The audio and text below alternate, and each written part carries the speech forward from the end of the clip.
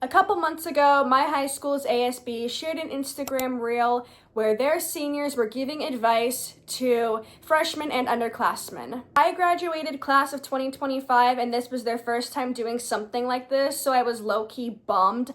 But it really got me thinking, if I was a class of 2026 senior, what would my advice to incoming freshmen and underclassmen be?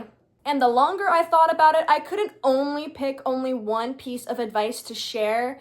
So I decided to compile all of the wisdom that I have accumulated throughout my 2 years of public high school and put it into a video for you guys. So if you are in high school or if you're in school in general, watch this video because all of these tips will keep you well equipped to have the best school year of your life thus far. Hi sunshines, welcome back to my channel. My name is Avari and I am your spicy and savage Christian and TJ internet bestie, and my mission is to help you become the happiest, hottest, holiest, healthiest, and highest version of yourself. So now without further ado, let's get into it. First things first, talk to the people at your table group. And I know it sounds simple and self-explanatory, but out of all of the pieces of advice that I'm sharing in this video, this is the one that has transformed my high school experience the most. A lot of people would say that they hated their high school years, but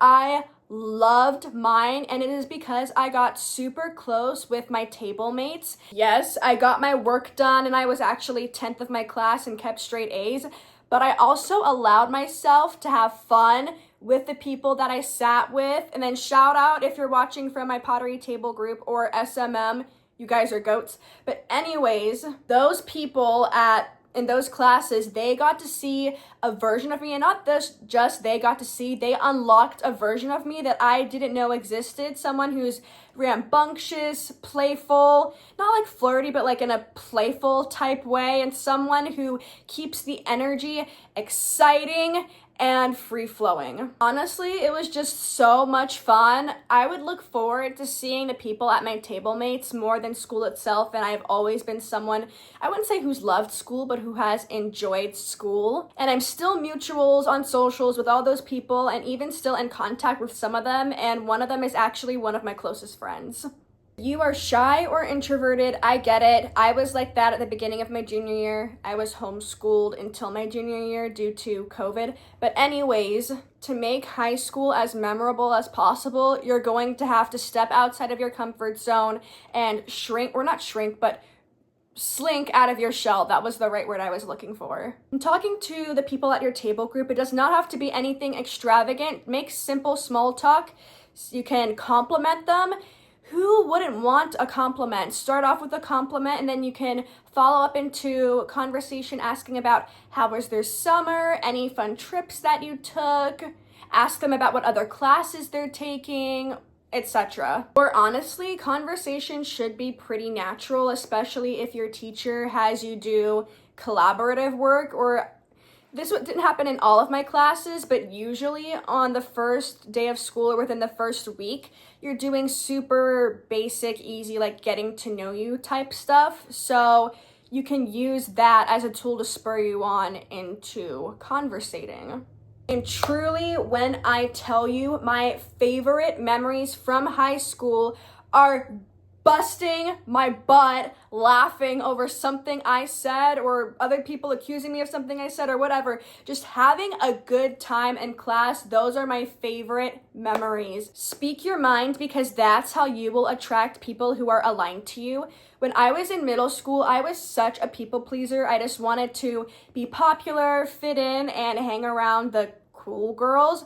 So I dimmed my light. I adapted my style, although I didn't really even have a style or at least know what it was. But anyways, I adapted my style to match how other people dressed, and I conformed to what like the social or the societal norms were within within middle school. But in high school, it started in my junior year. As I got comfortable within each of my classes, that is when my personality, the real one, the authentic one, started to blossom.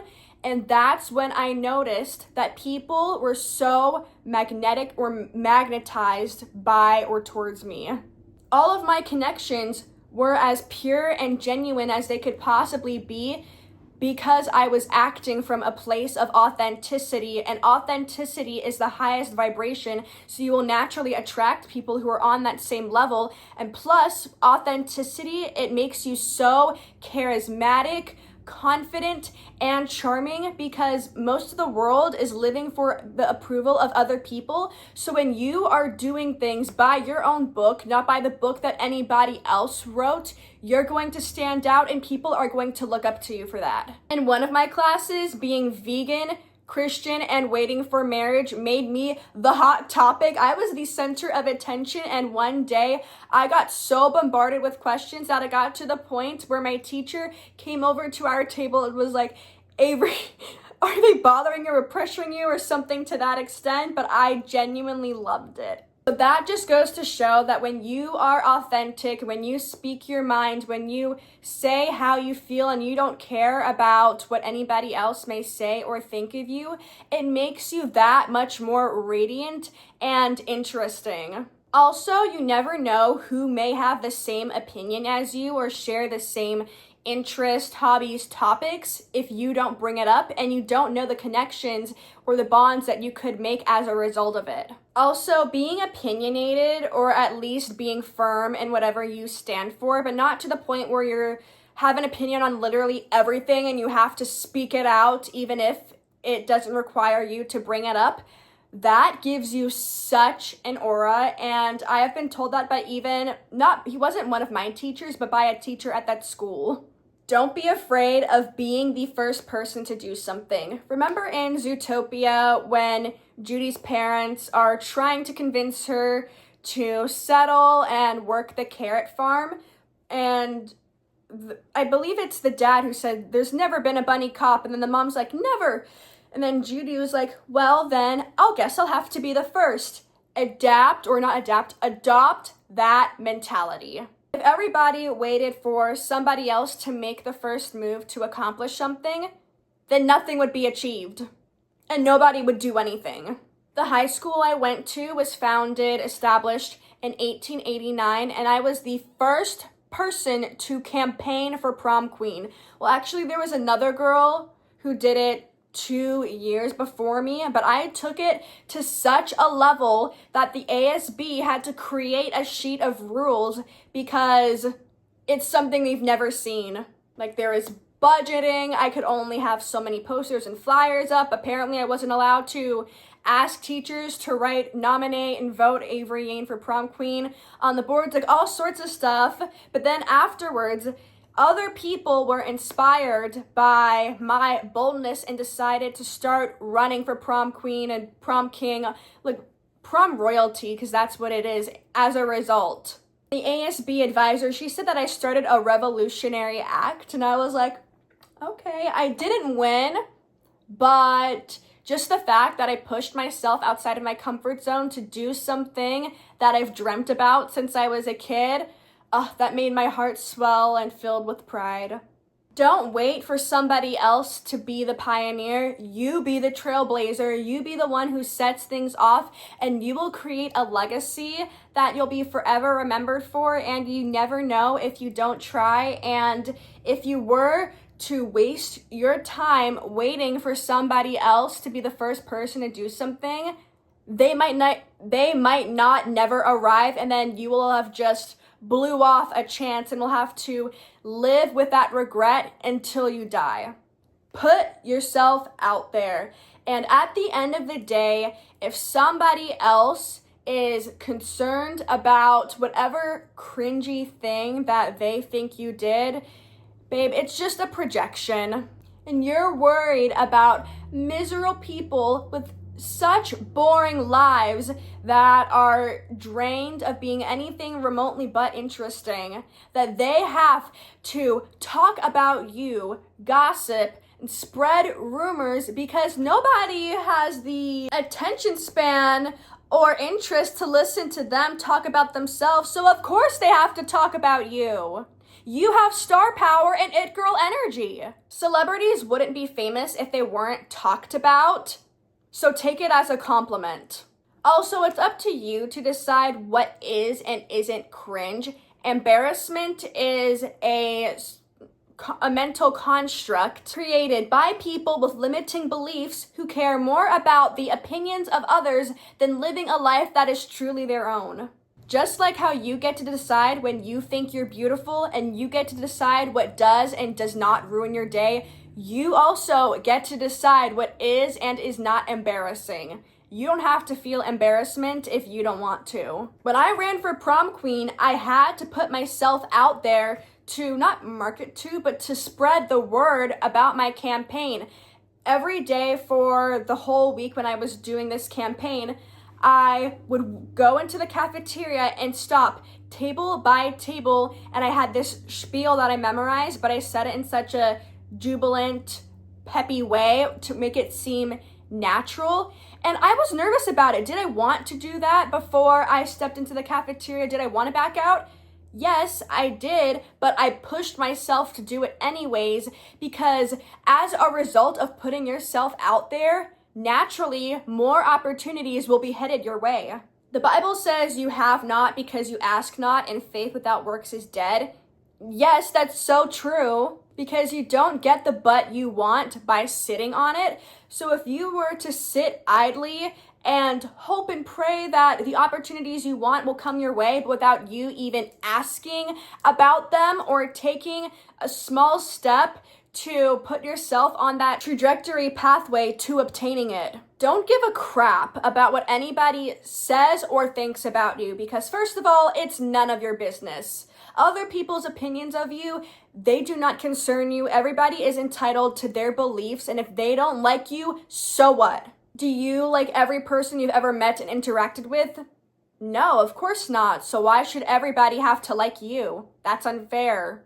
Also, I know I said that people spread rumors, but let's X that word rumors, because I have a better way to reframe it. So we're taking rumors and we're turning it into fan theories, because only people who are so obsessed with you and your life would take up the mental space, capacity, and energy to bring you up into other people's lives who aren't well aware of you enough to know what is and isn't true about you. Like, okay, baby girl, you wouldn't be attacked if you weren't a threat, because thieves don't rob empty homes. Haven't you noticed that only the people who like you for no reason, and there is a reason for that, and I can bring it up later, but only the people who like or dislike you for no reason are the people who have the audacity to talk crap about you behind your back. And honestly, I challenge those people to have the balls to say it to my face. And you know why they don't ask you about it if it's true, whether they heard it or are spreading it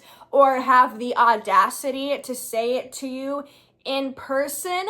It's because they're miserable cowards who are shells of human beings and who hate their lives. And honestly, you should pity for them. You should feel sorry for them that they don't have such great, wonderful, amazing things going on in their lives that they have to talk crap about yours. Also, if somebody hates you for no reason, it is because of one of two things.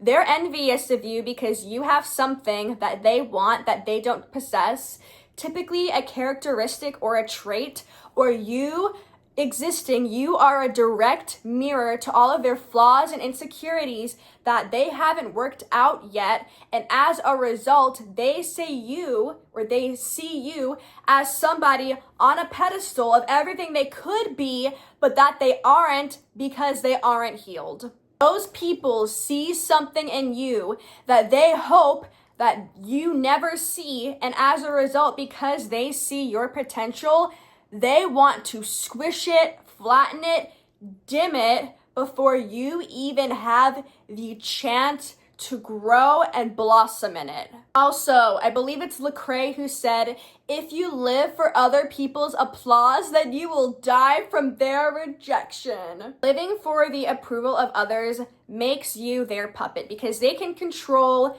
how you feel based on what you think they think or have an opinion on towards you. They call you beautiful or give you a compliment. Oh, this is the best day ever. But they call you ugly or a loser. I'm a sad baby. Don't live your life like that. I lived my life like that until the beginning of my junior year. And I was the unhappiest version of myself. And I'm sure your parents have said this too, but my dad would tell me to be yourself and to not care about what other people think. And you think, oh, that's so cliche. You don't understand. You're not a teenage girl. And well, that obviously. But once I restarted my personal development journey, that's when it clicked. And it was like having scales fall from my eyes and chains broken off my wrists. Emma Jordan said this on TikTok, so I'll shout outs and credits to her. She said, don't care about your popularity, but care about your reputation. Caring about popularity prevents you from living in the fullness of your authenticity, because when you want to be popular, you will remold yourself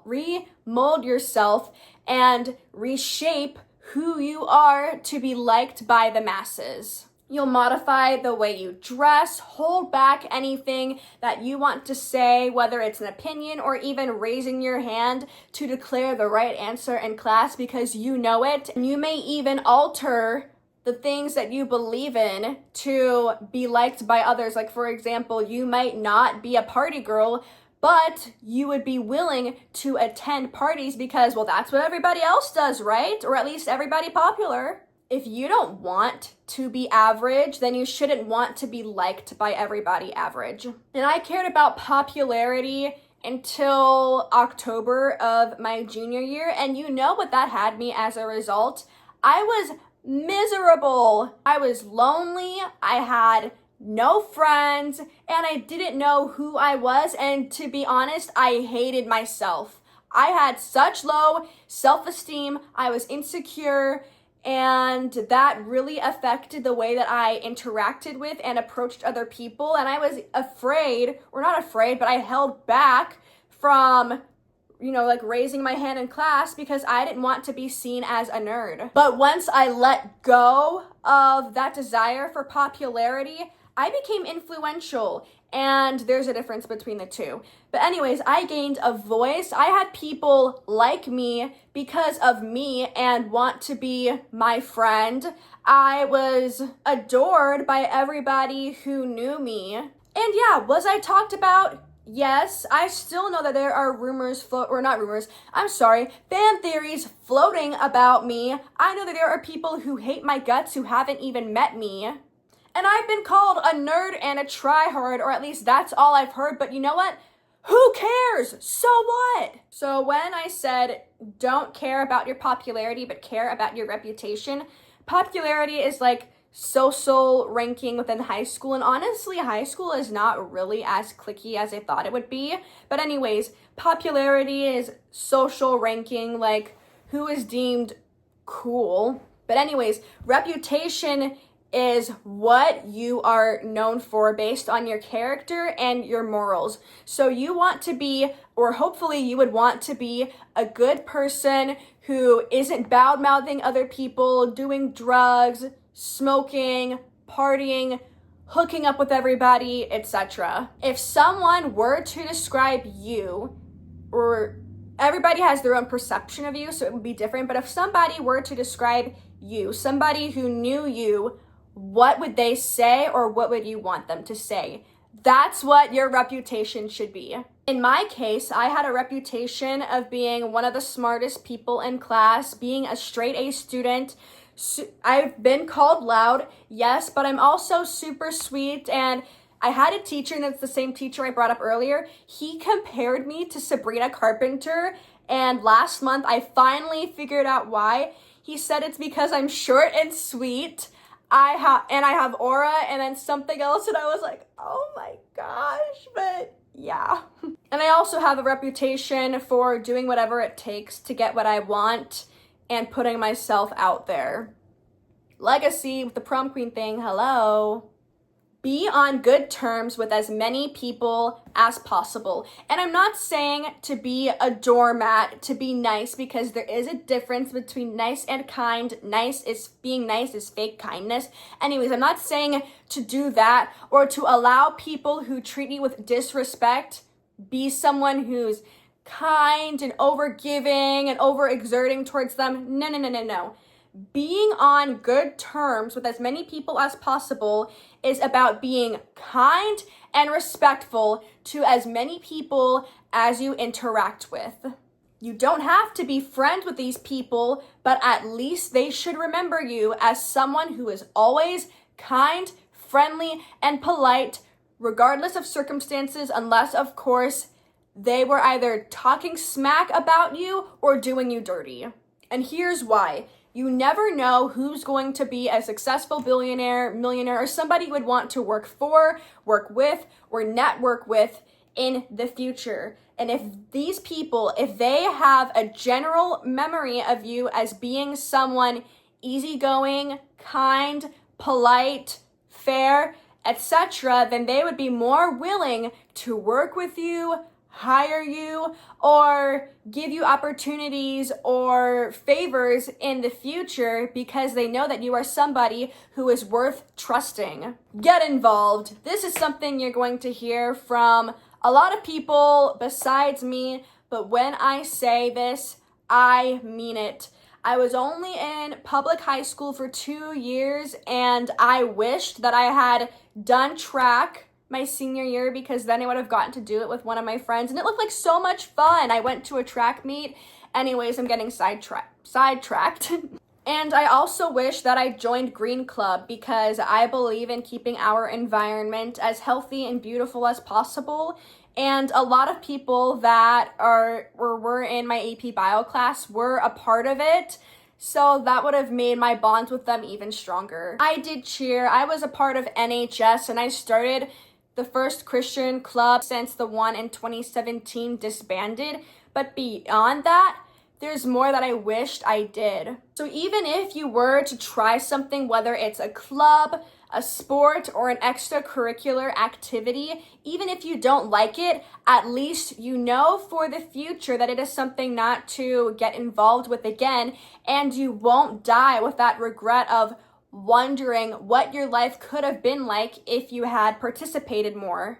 Also, the feeling you get of being a part of something bigger than yourself, whether it is being a part of something team-oriented like a sport, or doing a club where you get to unite with other like minds and help the school be a better place. That's where that's what purpose is. Purpose is living a life beyond yourself, and that feeling, it's wonderful and beautiful. And I know those words, they don't do it justice. Bend the rules to work in your favor. Take this with a grain of salt. I am not saying to cheat, break the law, or to completely go against someone else, like what your teacher or anybody in authority says or does. Like, don't be a rebel, but use any of the advantages thrown your way, use them, and then add a little extra on top. There will always be people higher up on the ladder than you, and always be people lower on the ladder than you. So take all of the resources, advantages, and anything else in your favor and put it to good use. Use the cards that you have been dealt and put them into the best possible play. If you have eidetic memory and can memorize the correct answers for a quiz, use it. If you know your teacher is in a really particularly good mood because of whatever the case is, and you want to retake a quiz or ask about getting extra credit, use that opportunity.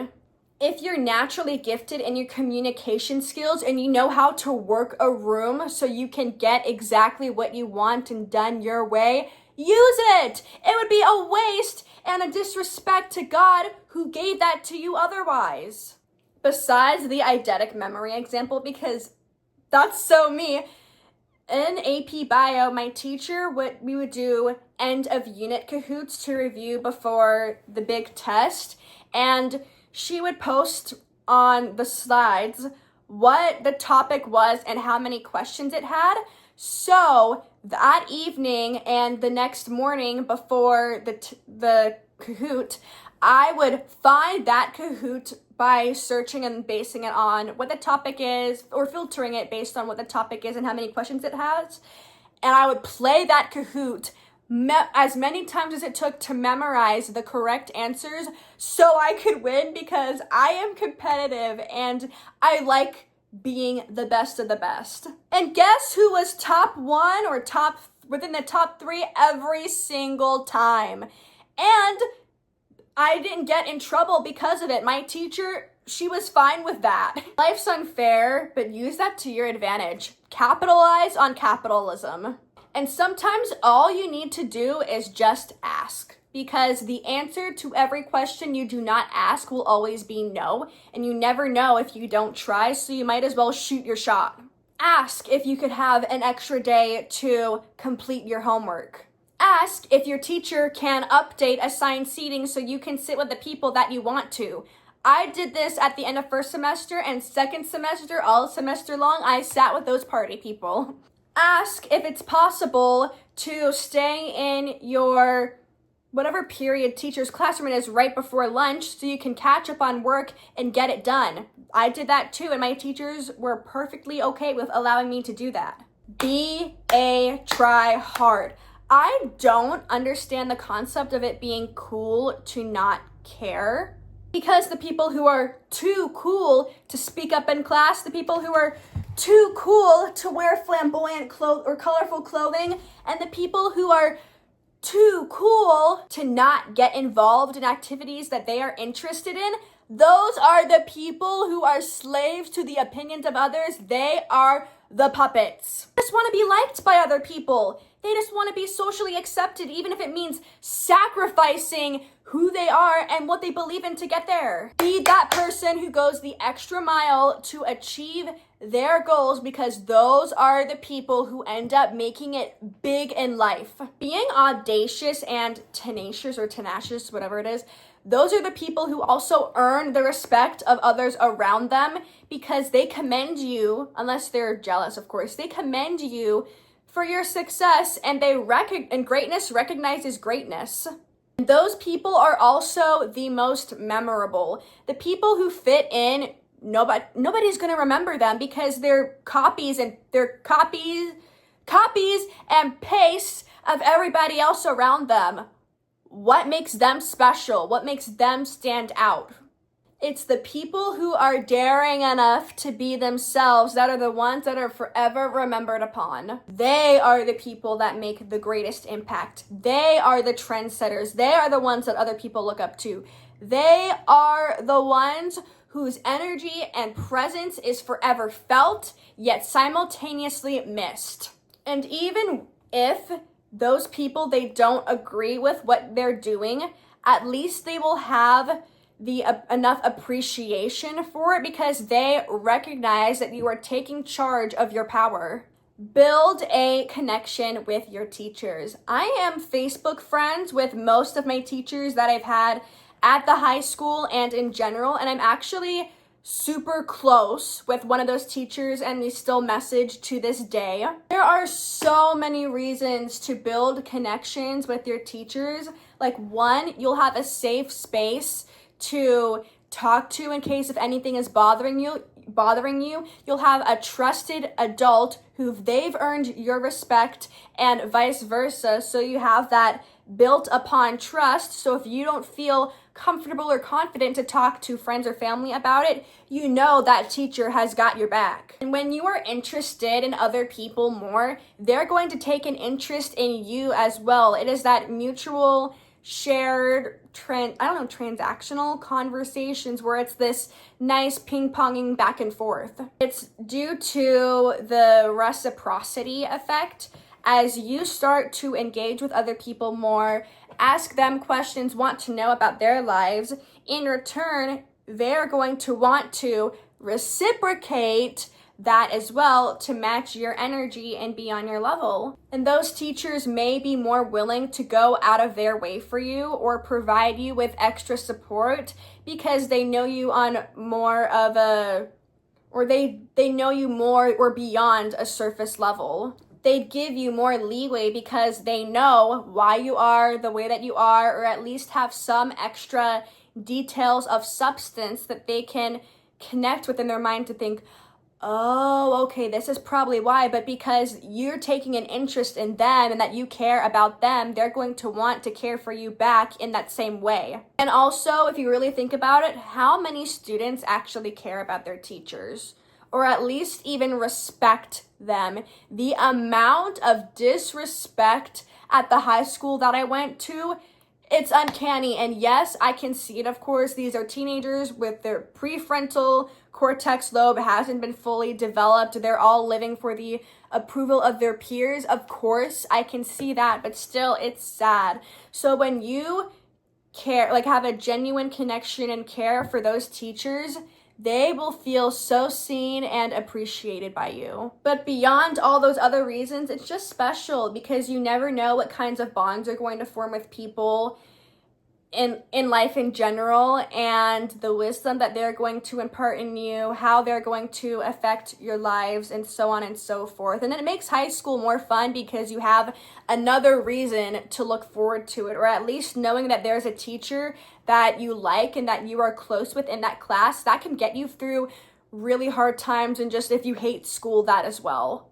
Go to the dances, but don't go to parties. And yes, I'm Christian. Of course, everything is going to be filtered through a biblical lens. I don't party, I don't drink, and that made me the hot topic of one of the classes I was in.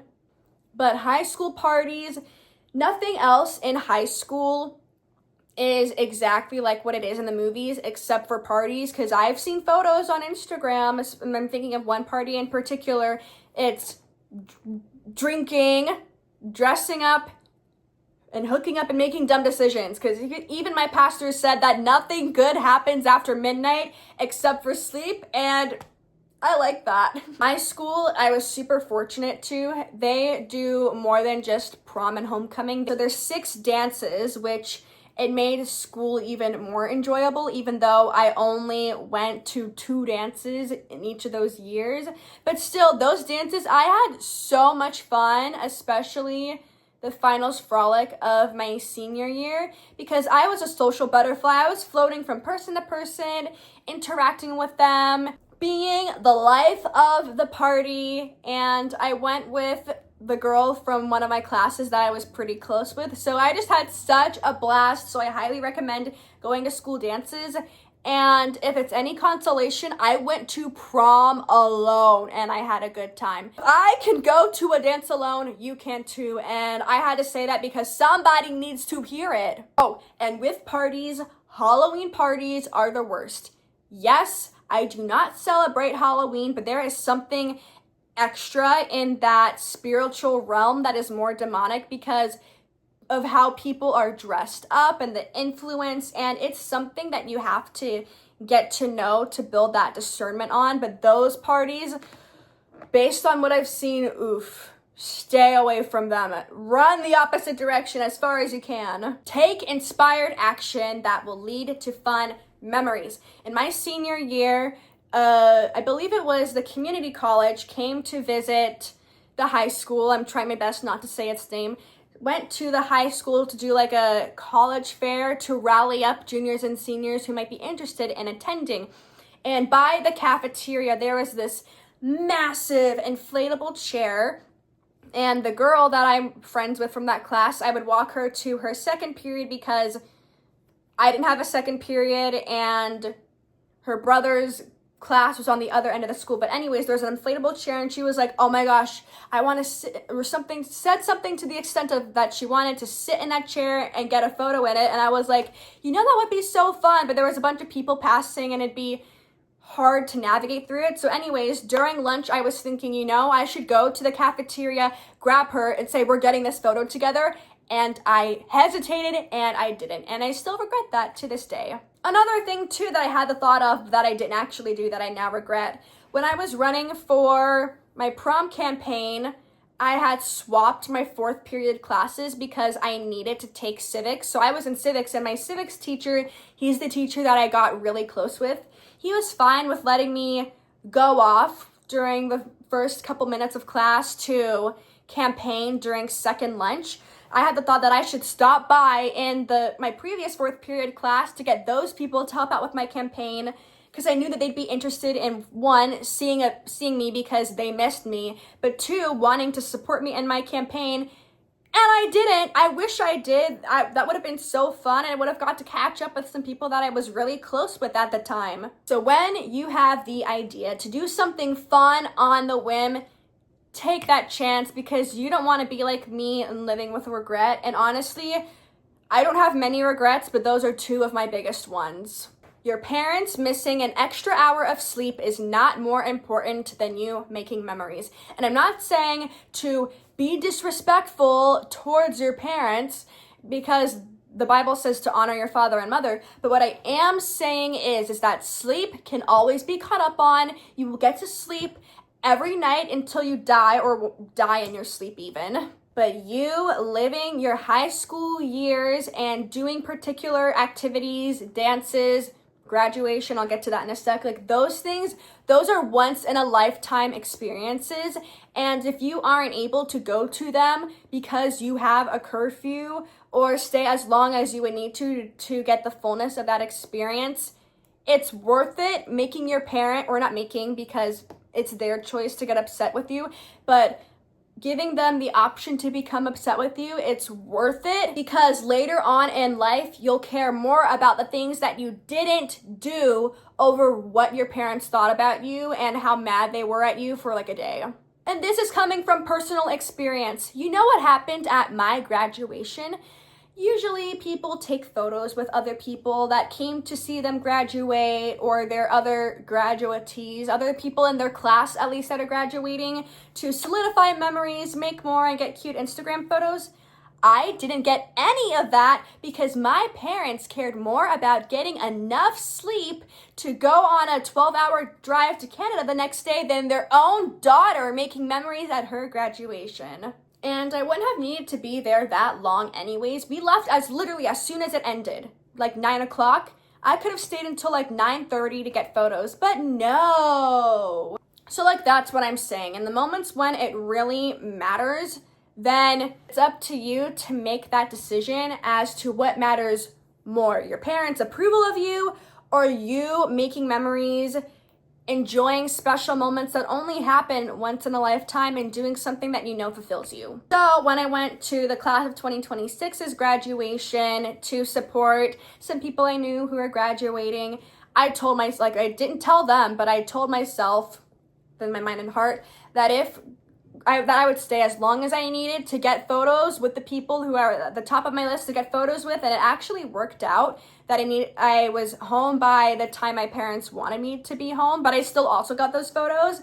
But still, if I was at that crossroads and had to make that decision, I would have chose to stay at grad and get photos with those people who I care about more than my parents getting a little extra sleep. Of course, it depends on the circumstance, but any parent who truly loves and cares about their children would want them to have the best time possible in high school, and they'd agree with me. And last, but certainly not least, soak it all in, because one day it will be over and you will wish you could go back and even have one more class period with those people. So truly live in the moment, soak it up, squeeze as much lemon juice as you can from that lemon. When life gives you lemons, extract every ounce. Milk as much out of that high school cow as you can. Even in from a month in advance, I would be thinking about,